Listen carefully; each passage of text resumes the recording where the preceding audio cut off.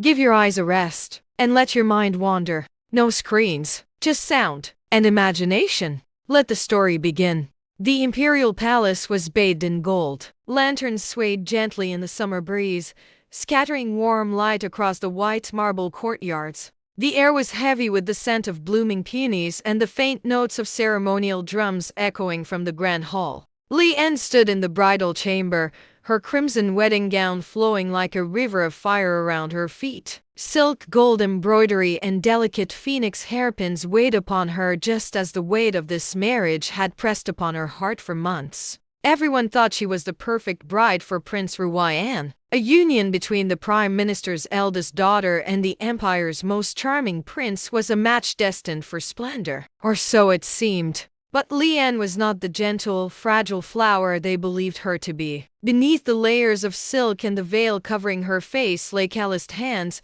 a steady sword arm, and a mind sharpened by years of hidden training. No one, not even her father, knew the full extent of her strength. A soft knock sounded at the side door. "Lady Lian, the ceremony will begin shortly," came a maid's gentle voice. Lian adjusted her veil, ready to step into the corridor. But then she froze. From beyond the half-open side door, a low murmur reached her ears. A man's voice, smooth, familiar, followed by a woman's breathless laugh. Something about that sound made her skin tighten. Moving silently, she followed the sound down a dim hallway until her eyes caught the tall bronze mirror standing at the corner. In its polished surface, she saw them Prince Ruyan and her half-sister, Jn, locked in an embrace far too intimate for the night before a royal wedding. "Soon," Jn whispered, her painted lips curling into a sly smile, "you will be emperor, and I, your empress."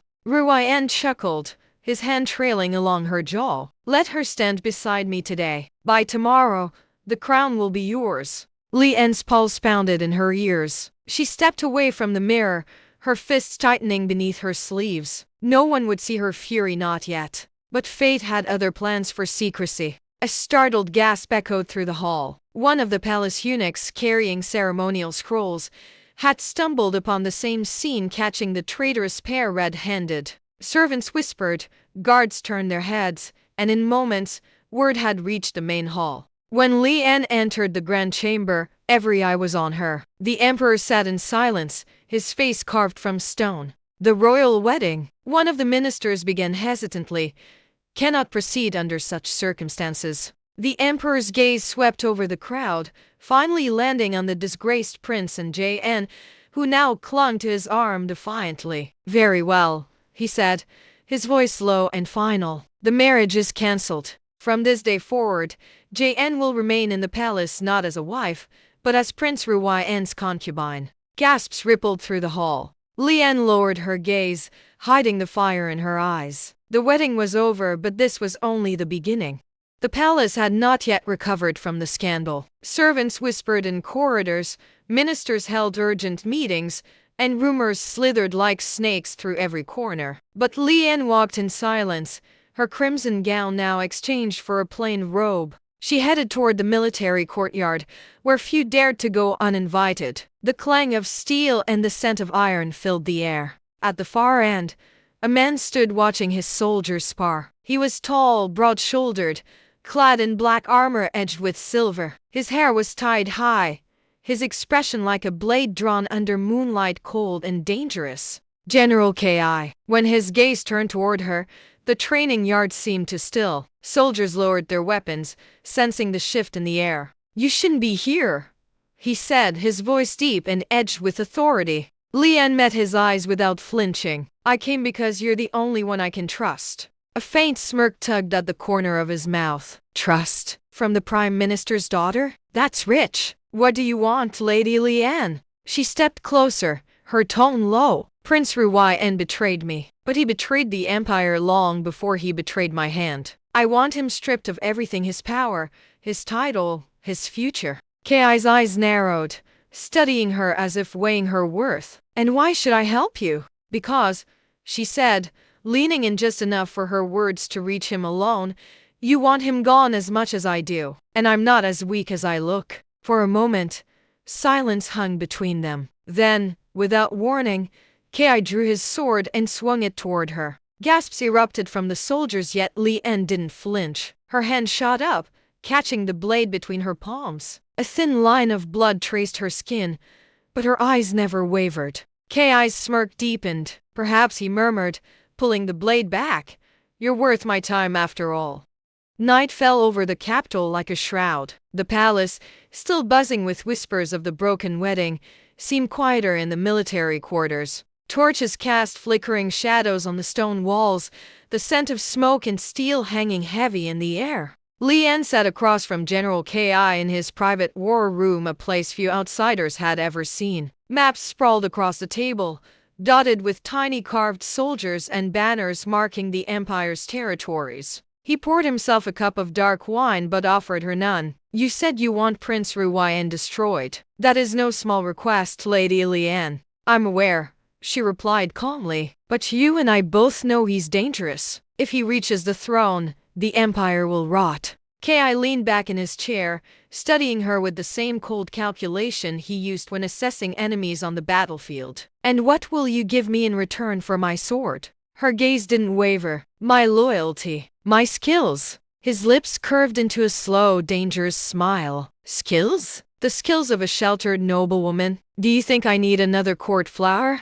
Without a word, Lien reached into her sleeve, producing a small dagger. In a swift motion, she threw it across the room, embedding it into the wooden pillar behind him, inches from his head. The torchlight caught the gleam in his eyes. Interesting. But he wasn't satisfied. He rose to his feet, towering over her. If you want my alliance, we seal it my way through blood. From his belt, he drew a short ceremonial blade, placing it on the table between them. You cut your palm, I cut mine. We swear on our blood that betrayal will be met with death. No second chances. Lien didn't hesitate. She picked up the blade, slicing her palm without a flinch. A thin stream of crimson welled up, warm against her skin. Ki followed, his own cut deeper than necessary, the blood dripping onto the map between them. They pressed their palms together, blood mingling. His voice was low, almost a growl. From this moment, we move as one shadow. But understand this,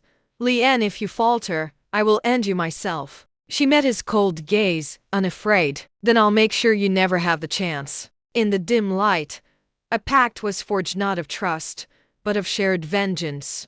The following week, the palace prepared for the mid-autumn banquet, a night of lanterns, poetry, and delicate dishes served in honor of the imperial family. For the first time since the broken wedding, Lien walked into the grand hall, her presence calm and composed, as though scandal had never touched her name. Jn sat nearby, draped in silk the color of moonlight, her smug smile never leaving her lips. Prince Ruyan, beside her, pretended disinterest, but Lien could feel his gaze burning into her back. At the head of the hall sat Crown Prince Shen, the true heir to the throne, reserved, noble, and entirely unaware that the goblet of wine placed before him had been laced with death. Lien's eyes, trained from years of observation, caught the faint shimmer in the liquid as a servant poured. Too faint for most to see, but she noticed. Across the hall, General Ki stood like a dark pillar among the guards, his gaze locked on her. A silent exchange passed between them, a flicker of understanding.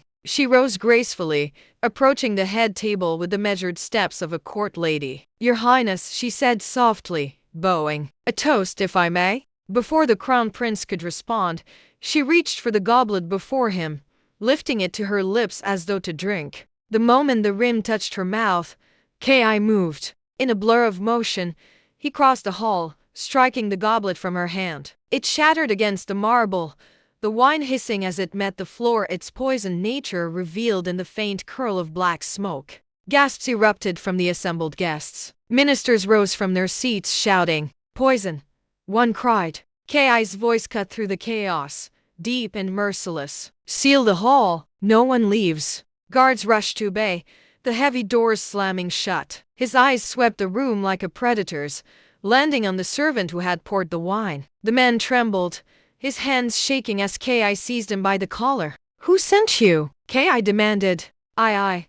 The servant's eyes darted toward the lower tables, where Ruyan sat frozen in feigned confusion. But his glance was enough. Without hesitation, Kai slammed the servant to the floor. Take him to the dungeons. We will have the truth by dawn. Through it all, JN clung to Ruyan's arm, her face pale but her eyes calculating. Lian, standing amidst the uproar, met Kai's gaze again. The message was clear.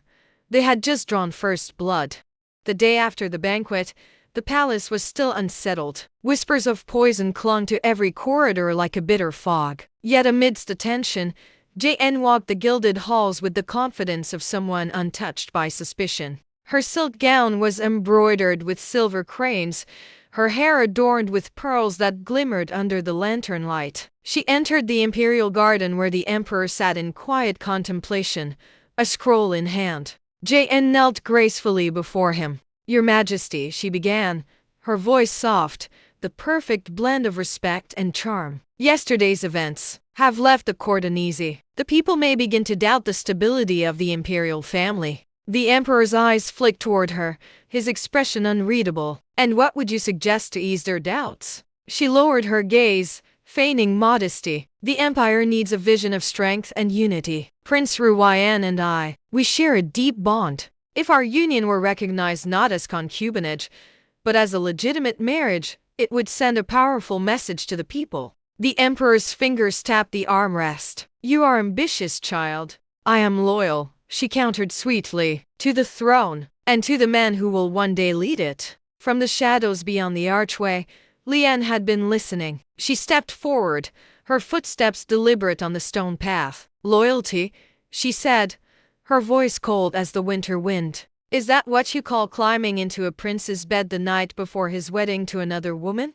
JN's lips curled into a faint smile. Sister, I only took what you were too blind to protect. The emperor's brows furrowed, irritation sparking in his gaze. Enough, I will consider the matter. JN bowed again, her smile hidden as she turned away, but her eyes glittered with quiet triumph. As she passed Lian, she whispered so low only she could hear. You will be forgotten, sister, and when that happens, I'll be sitting where you once stood.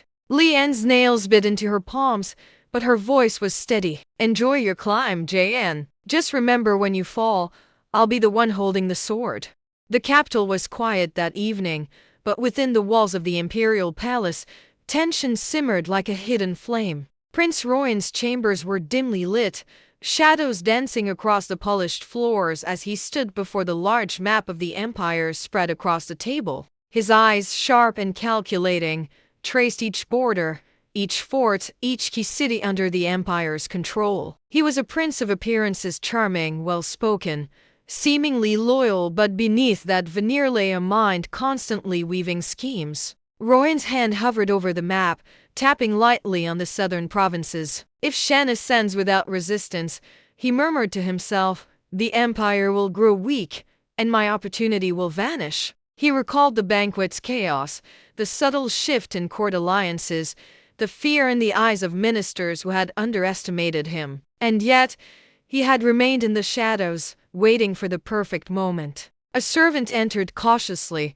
bowing deeply. Your Highness, the generals you requested for council are assembled. Royan's lips curved into a thin, dangerous smile. Good. Bring them in. One by one, the generals stepped forward, each bowing low before him. Their faces were stoic, but Royan could see the flicker of ambition, the hunger for power hidden beneath their disciplined exteriors. I will speak plainly, Royan began, his voice cold and measured. The empire will be led by a weak heir unless action is taken. Prince Shen is cautious, predictable, vulnerable. We will remove him from the equation before he claims the throne. And when the time comes, those of you loyal to me will be rewarded beyond imagination. The generals exchanged glances, some nodding, others hesitating, but Royan's presence left no room for doubt. He was not a man to be challenged. And what of the girl? One finally asked, referring to Lian. Royan's eyes darkened. The Prime Minister's daughter. She may think herself insignificant, living in her father's mansion, away from the palace intrigue. But her presence is a variable I cannot ignore. If she dares to interfere, she will be eliminated. Understood? The generals bowed again, acknowledging the deadly seriousness in his words. Alone afterward, Royan walked to the balcony overlooking the moonlit city. A breeze carried the scent of jasmine and stone, but it could not calm the storm within him. He was a prince, yes, but he was also a shadow in the court, a predator waiting for the moment to strike. And he knew the game had only just begun.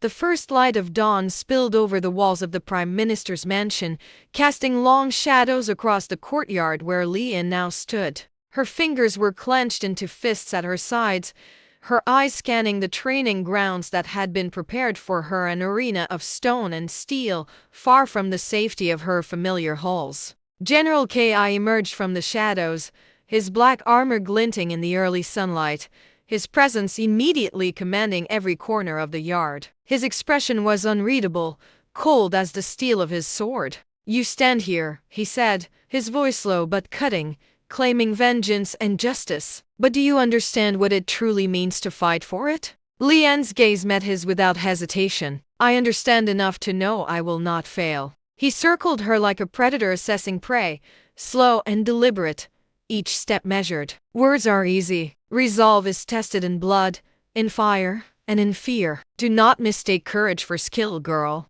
Ki's hand flicked to the hilt of his sword. In a blur, he drew it and swung, forcing Lian to dodge instinctively. Her footwork was precise, but she had not yet faced an opponent of his caliber. Each strike he delivered carried the weight of a man who had killed, who had survived, and who expected nothing less than perfection. Sweat stung her eyes as she parried, ducked, and rolled. The blows came faster, harder, leaving marks on the stone beneath them. Yet, she refused to yield. Finally, Ki stepped back, his chest heaving slightly. "Good," he muttered, though his tone betrayed no warmth. "You survive, but survival alone does not make you my ally. Loyalty is proven when you can follow my command, when you can place your life in my hands without question." He extended a hand, not to help her, but to test her reaction. Lian stepped forward, meeting his gaze. She knew the next step would demand more than skill, it would demand trust. "Do you accept?" Ki asked. Lian's voice was steady, unwavering. "I accept." A flicker of approval passed over his face, though his eyes remained sharp, as if calculating every move she would make in the battles to come. And in that moment, an unspoken pact was forged, not of friendship, but of shared purpose, danger, and ambition. The road ahead would be merciless, and only together could they survive it.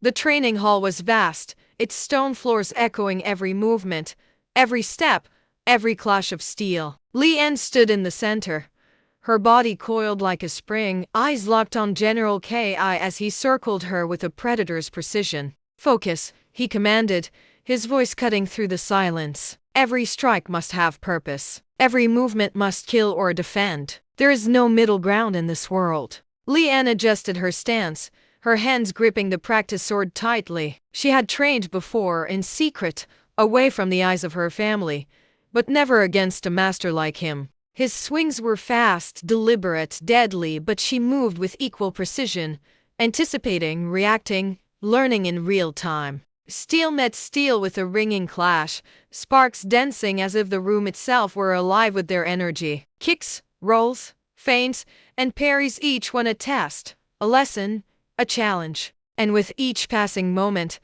Lian felt herself growing not just in skill, but in confidence. Ki's eyes were sharp, unyielding, yet there was a hint of respect in the way he observed her. "Not bad," he said, his tone clipped. "But you hesitate too long. Hesitation will get you killed in a real fight." Lian's jaw tightened. "I will not hesitate again," she replied, her voice steady. He stepped forward, attacking with a flurry of strikes that would have overwhelmed any ordinary opponent. Lian's sword danced to meet his, the two blades locking in a shower of sparks. For a moment, time seemed to slow, the sound of their breathing, the clash of steel, the rapid beating of her heart. Then, with a swift pivot and a calculated strike, she disarmed him just barely. The sword skittered across the stone floor. Ki's eyes widened, though only for a fraction of a second, before his mask of composure returned. "Interesting," he murmured. "Perhaps you're more than a court flower after all."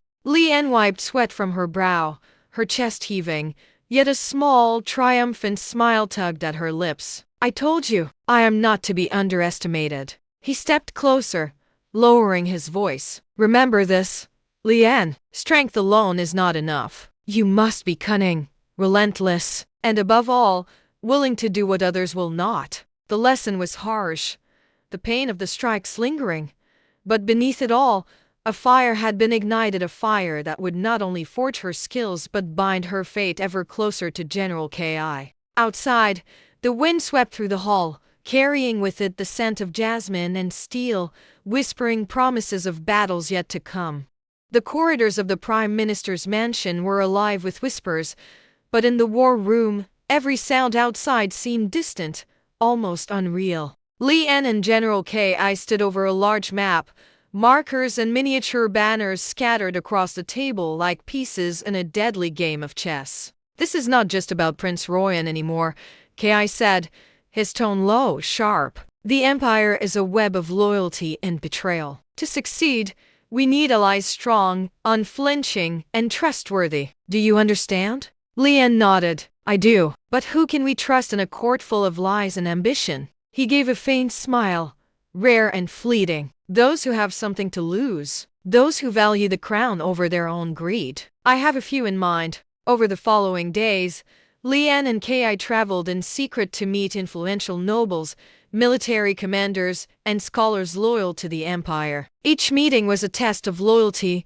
courage, and discretion. One misstep could reveal their intentions and doom everything. Among the first to join was Commander Ren, a seasoned strategist who had quietly supported the rightful heir for years. His eyes, sharp and calculating, betrayed a lifetime of battles fought both on the field and in the shadows of court politics. Next came Lady Mai, an advisor known for her wisdom and resourcefulness. She had seen the treacheries of the court firsthand and understood the dangers of unchecked ambition. Her counsel was invaluable, her loyalty unwavering once pledged. Lian observed each new ally with careful scrutiny, learning quickly who could be trusted and who might be swayed by power or fear. Each alliance strengthened their position, creating a network capable of countering Prince Royan's schemes. Ki watched her silently during these meetings, noting her poise, her intelligence, and the fire behind her calm exterior. You are learning quickly, he remarked one evening as they reviewed reports in the quiet of the mansion. Soon, you will be more than a pawn in this game. Perhaps a queen of shadows yourself. Lian allowed herself a brief smile, though her mind was already racing ahead. The empire will not fall to him, she said quietly. Not while I breathe, and not while we stand together. Ki's gaze softened, ever so slightly, though his warning remained. Remember, alliances are fragile. Trust is earned in blood and tested in fire. Betrayal can come from the closest of allies as easily as the fiercest enemies. And so, their network grew quiet, unseen, but formidable. As night fell over the city, the mansion seemed to pulse with a new energy, the promise of rebellion and justice entwined in the careful planning of Lian and Ki. Outside, the palace lights gleamed far across the river, oblivious to the storm gathering beyond its gilded walls. The grand dining hall glittered with gold and crystal, lanterns casting soft light across the polished floors. Nobles in elaborate silk robes murmured politely, glasses of wine raised in quiet toasts, unaware of the danger that slithered among them. General Ki sat at the head of the table, his posture impeccable, eyes scanning the room with a predator's awareness. Lian, seated slightly to his side, could feel the tension in the air, the subtle movements, the glances exchanged, the unease hiding behind smiles. She had learned to read such signs. She knew the court too well now, and she knew tonight was a test. A servant approached with a tray of wine, moving deliberately toward Ki's seat. Lian's hand flicked out almost instinctively, catching the cup before it could reach him. The wine smelled faintly sweet, but there was a bitter undertone she recognized instantly. Poison. Ki's eyes narrowed, sharp and dangerous. So, the games begin, he muttered, his fingers brushing hers, a silent acknowledgement of the threat. Without hesitation, he rose, knocking the cup aside, his chair scraping against the marble floor. The nobles gasped, shocked by his sudden motion, but none understood the true danger that had been averted. Lian stepped closer, keeping her voice low. They knew you would be here. This was no accident. Ki's expression hardened. It never is, and they will not stop until every ally of the rightful heir is eliminated. Remember this. Lian, tonight could have been the last lesson you ever learn. Suddenly, from the far end of the hall, a shadow moved, a dagger flashing in the candlelight. An assassin lunged toward Ki, silent and deadly. Lian reacted instantly, throwing herself between them. She grabbed his arm, twisting it just enough to divert the strike. The dagger clanged against the stone floor, sparks flying as the metal struck a hidden steel plate beneath her sleeve. Ki's hand shot out, seizing the would-be killer with terrifying speed, flipping him onto the floor and pinning him with a merciless grip. "Do you see now?" he said, his voice low and controlled. "This is why we cannot fail. This is why you must be ready for everything." Lian's chest heaved, but her eyes were steady. "I am ready," she replied, her voice unwavering. Ki released the assassin, who scrambled away under the guard's grip. His gaze lingered on Lian, a mixture of respect and something deeper flickering in his dark eyes.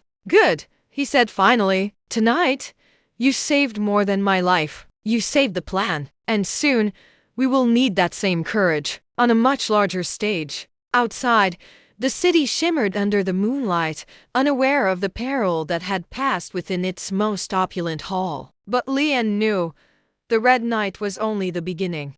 The moon hung low over the mansion, casting long, silver shadows across the training hall. Lian stood silently, watching General Ki as he cleaned his sword with meticulous care, each movement precise, deliberate, almost ritualistic. She had seen him in battle, in court, even in moments of rare vulnerability, but there was still a part of him he had never shared. Tonight, something in the air, the quiet, the tension compelled him to speak. "You want to know why I fight?"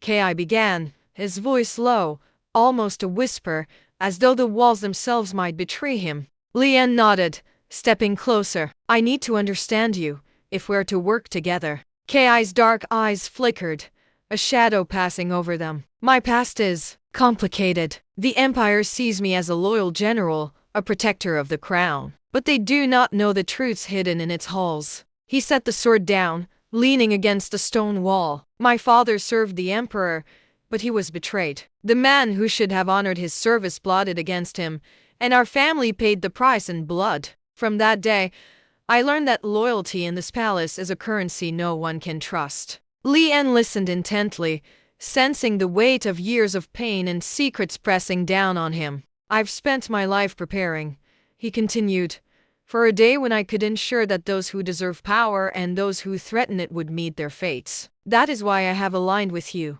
Not for love, not for mercy, but because you understand survival. You understand what it means to take destiny into your own hands." Her gaze softened, though she remained wary. "And what of the Emperor? What does he know of this? Of you?" Ki's lips twisted into a bitter smile. "The Emperor sees only what he allows. He believes I am bound to him, loyal to the throne. Few know the full truth of my plans, or the depths I am willing to go to protect or destroy." Lian's hand brushed over the map on the table, tracing the roads and forts they had marked for their strategy. "Then we are more alike than I thought," she said quietly. "Both shaped by betrayal, both fighting to protect what we care for." Ki's eyes softened, if only for a moment. "Perhaps," he murmured, "but never forget secrets are heavy, and trust is dangerous. One wrong move, and the past will consume us both." The hall fell silent again, only the distant rustle of night wind through the gardens reminding them that danger was never far away. And in that silence, a fragile understanding was forged, one that would carry them through battles, betrayal, and the firestorm that awaited within the palace walls. Smoke curled into the night sky, black and thick, carrying the acrid scent of burning wood and chaos. The city was in turmoil. Guards clashed with rebels in the streets, their swords flashing under the pale moonlight, the cries of the wounded echoing through the narrow alleyways. Inside the palace, the tension was suffocating. Ministers and nobles whispered conspiracies behind closed doors, each fearing betrayal from those they had once called allies. The corridors were no longer safe. Every step could bring an ambush. Every shadow could conceal a knife. Lian moved swiftly through the halls, her heart pounding, but her mind sharp and precise. She had trained for this not just in skill, but in strategy. She knew the palace, its secret passages, and the weaknesses of those who sought to claim power through violence. Ki, she whispered, meeting him in a hidden chamber. His eyes were dark, fierce, and alive with controlled fury. The palace burns, and so do the hearts of those who dared betray us, he said, his voice low but steady. Tonight, we show them the cost of ambition and treachery. Together, they moved through the palace like shadows, cutting down attackers with swift, merciless precision. Lian's blade flashed, her movements a dance of deadly grace, while Ki's strikes were brutal and unflinching, a reminder of the predator he had always been. In the throne room, loyalists rallied, holding the line against those who would topple the rightful heir. Lian's presence inspired courage, her strategic mind and combat skill turning the tide in key moments. Amid the chaos, she caught glimpses of Prince Royan, moving in the shadows, calculating, seeking advantage, a dangerous smile playing on his lips. He was not defeated yet, and neither could she afford complacency. By dawn, the fires were contained, the streets littered with the remnants of rebellion, and the palace stood but shaken, vulnerable, and forever changed. Lian and Ki stood atop the highest balcony, looking over the city as the first rays of sunlight pierced the smoke. This is only the beginning, Ki said, his gaze unwavering. The empire is fragile, and those who threaten it will never stop. But together, we are stronger than anyone imagines. Lian nodded, her resolve steeled. The fire had tested them, revealed their strengths, and forged their bond deeper. The war for the throne, for justice, and for survival was far from over, but they were ready. Rui's heart was still pounding from her tense confrontation with Li Wei. The truth was out, but the battle wasn't over yet. Determined, she left the quiet study and headed straight to the other side of the mansion where Li Chen, the brother she had chased for 4 long years, was known to spend his nights. She found him lounging in the grand lounge, surrounded by luxury and careless laughter. His smirk faded only slightly when he saw her approach. "So, you finally found me," he said, voice smooth but edged with disbelief. Rui stood tall, meeting his gaze without hesitation. "I know everything now. About you, your brother, the lies." Li Chen laughed, a short, bitter sound. "You chased me for years, and I barely gave you a second glance." Her voice was steady, but fierce. "I loved you, even when you didn't care." He raised an eyebrow, amused yet irritated. "Love? You don't even know what that means." Rui took a deep breath. "Maybe not, but I know I love Li Wei, and I know what you are." His eyes darkened, jealousy flaring. "Now you love him? Funny how things change." Leaning forward, he whispered, "But guess what? Now I want you too." Rui's heart stuttered not with joy, but fear. "You ran after me for years, and now I'm the one who holds the cards," he said coldly. "With the family's plans, you can't escape. You belong here." She clenched her fists. "I'm not a pawn to be played." Li Chen's laugh was hollow. "We'll see about that." As he turned away, Rui realized the fight for her heart and her freedom was far from over. The firelight flickered in Kai's eyes, casting shadows across his sharp features. Outside, the waves crashed against the cliffside, their rhythm like the steady heartbeat of the sea. Lian sat across from him, her fingers wrapped tightly around the edge of her cloak, sensing something was wrong. "Kai," she murmured, her voice almost swallowed by the wind. "You've been quiet all night. What's on your mind?" He lifted his gaze to her, an ocean storm brewing in those deep blue eyes. "Lion, if we truly want the prophecy to come true, if we want to secure the throne and keep your people safe, there's something you must give up."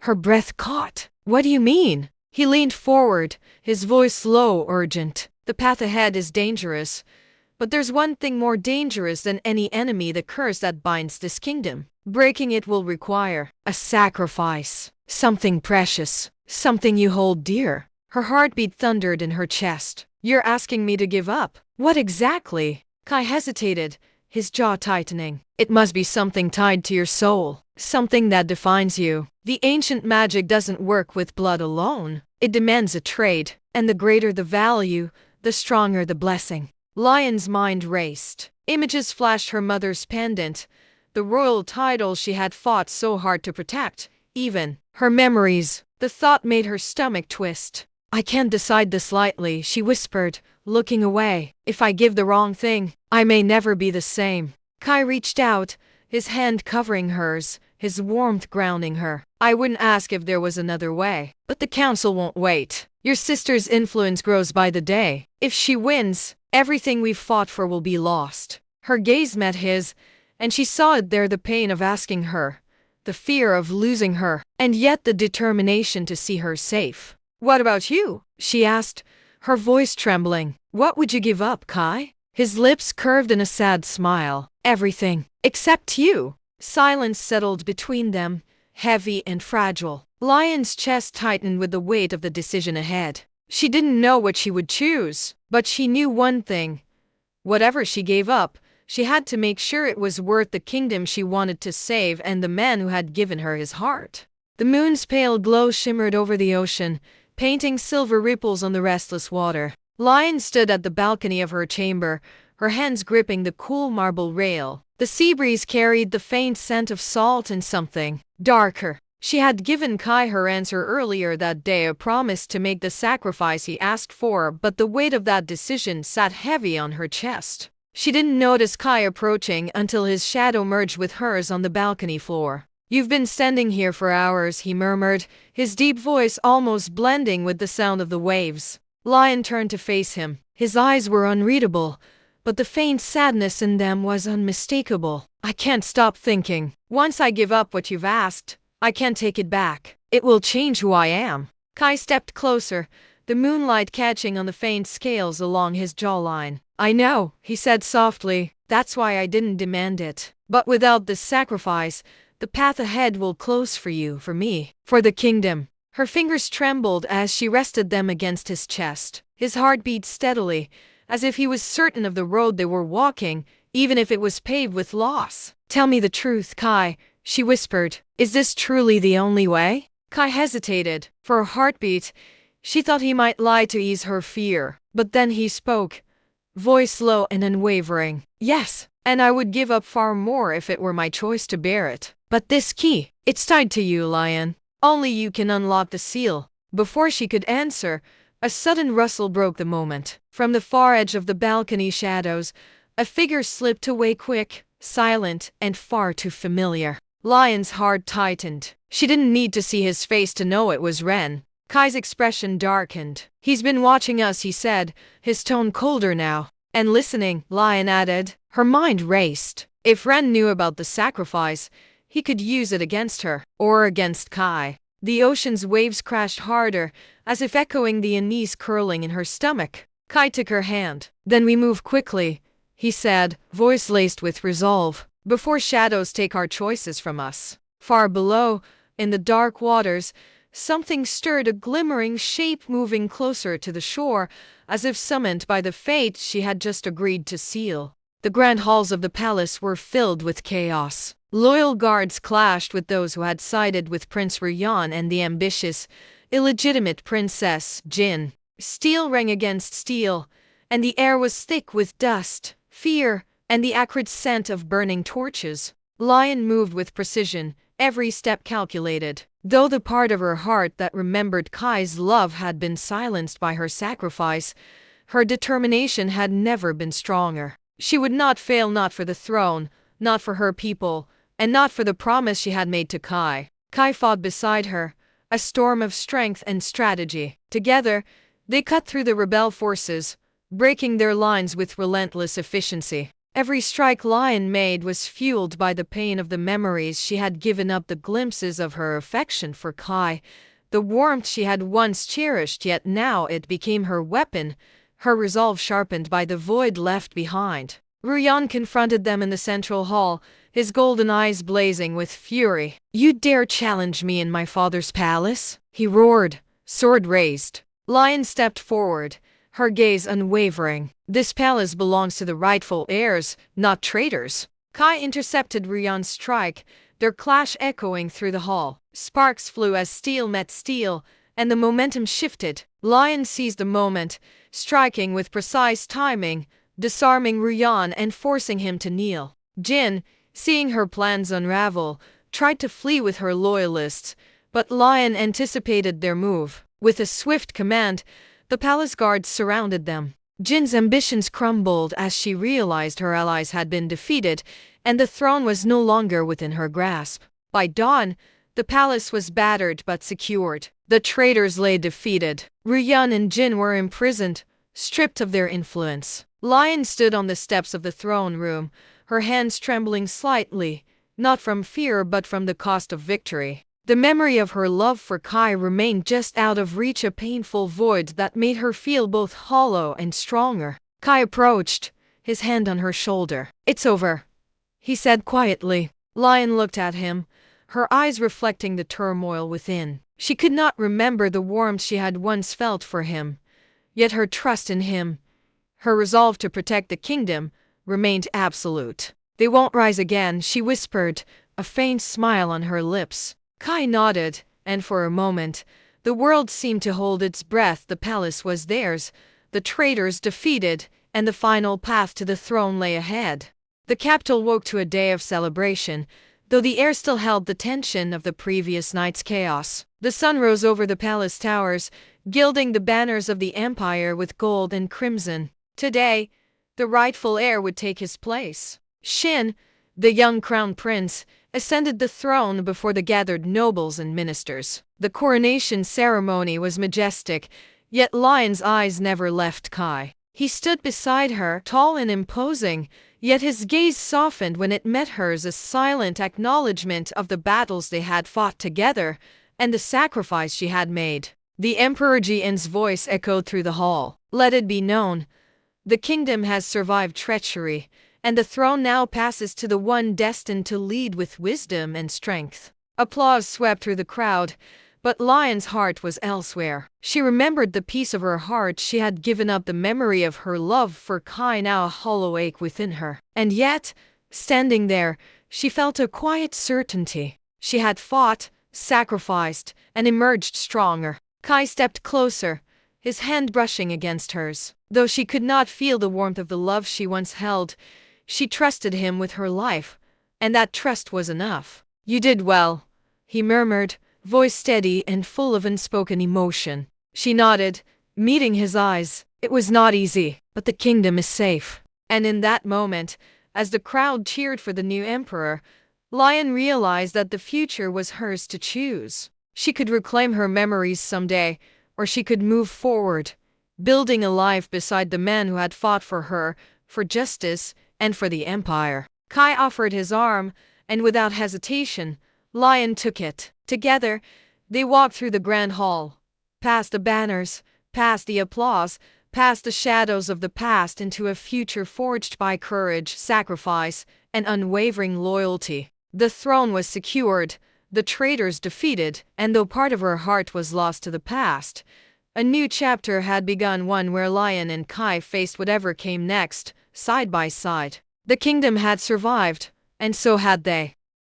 If this tale touched your heart, don't forget to subscribe. More stories await, only on Drama Tales.